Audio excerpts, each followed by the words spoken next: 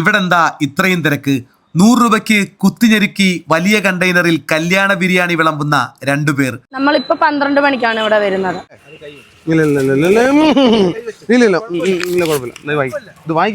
വരുന്നവര് 2-3 ബിരിയാണിയാണ് പാഴ്സൽ കൊണ്ടുപോകുന്നതും.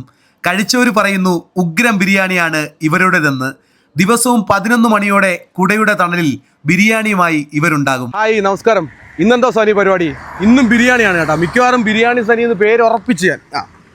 അപ്പോൾ ശരിക്കും പറഞ്ഞു കഴിഞ്ഞാൽ ഈ ഒരു കണ്ടെയ്നർ ബിരിയാണി ഉണ്ടല്ലോ, 100 രൂപയുടെ വലിയ റൈസിൽ ചെയ്യുന്ന ബിരിയാണിയാണ്.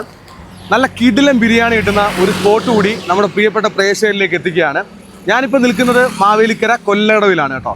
കൊല്ലടവിൽ ഒരു 12 മണിയാകുമ്പം ഈ ഒരു കൊടയുടെ താഴെ നല്ല കിടിലൻ ബിരിയാണി വിൽക്കുന്ന ഒരു ഇത്തായിക്കായി നമുക്ക് പരിചയപ്പെടാം. നാട്ടിൽ നല്ല അഭിപ്രായമായിട്ടുള്ള ബിരിയാണിയാണ്. ആ ഒരു ബിരിയാണി സ്പോട്ട് കൂടി നിങ്ങളിലേക്ക് പരിചയപ്പെടുത്തുകയാണ്. അപ്പോൾ നമുക്ക് രണ്ടുപേരെയും പരിചയപ്പെടാം. ഇവർ ഒരു 12 മണി മുതൽ കൊല്ലടവിലുണ്ടാവും. കൊല്ലടവുകാർക്കൊക്കെ പ്രിയപ്പെട്ട ബിരിയാണിയാണ്. ബിരിയാണിക്ക് നമ്മൾ എത്ര രൂപയ്ക്ക് കൊടുക്കുന്നത്? 100 രൂപയ്ക്ക് കൊടുക്കുന്നത്. 100 രൂപയ്ക്ക് നമ്മൾ വലിയ റൈസിലാണ് ചെയ്യുന്നത് അല്ലേ? വലിയ റൈസിലാണ് ചെയ്യുന്നത്. നമ്മൾ എങ്ങനെയാണ് ഈ ഒരു കച്ചവടത്തിലേക്ക് ഇറങ്ങുന്നത്? ജീവിക്കാൻ മുന്നോട്ട് മാർഗ്ഗമില്ല വന്നപ്പോൾ ഇറങ്ങേണ്ട വന്നു. ആണോ? ഇക്കാക്ക് എന്തായിരുന്നു ജോലി? എന്തായിരുന്നു? ടാക്സി ഫീൽഡ് ആയിരുന്നു. വണ്ടിയൊക്കെ നഷ്ടപ്പെട്ടായിരുന്നു. പിന്നെ ഒരു കൂട്ടുകാരന്റെ കൂടെ കച്ചവടത്തിന് പൊക്കോണ്ടിരിക്കുവായിരുന്നു. പിന്നെ അതും ഇല്ലാതായപ്പോൾ ഞങ്ങളായിട്ട് സ്വന്തമായിട്ട് ഒരെണ്ണം തുടങ്ങാമെന്ന് വിചാരിച്ചു തുടങ്ങി. സംഭവം നമ്മുടെ കൊല്ലടവിൽ ക്ലിക്കാണ്. കാരണം വെച്ച് കഴിഞ്ഞാൽ ഞാനിവിടെ വന്ന് നിൽക്കുമ്പോൾ തന്നെ ആൾക്കാർ ഓർഡർ വന്ന് പറയുന്നുണ്ട്, അതുപോലെ വാങ്ങിച്ചുകൊണ്ട് പോകുന്നുണ്ട്.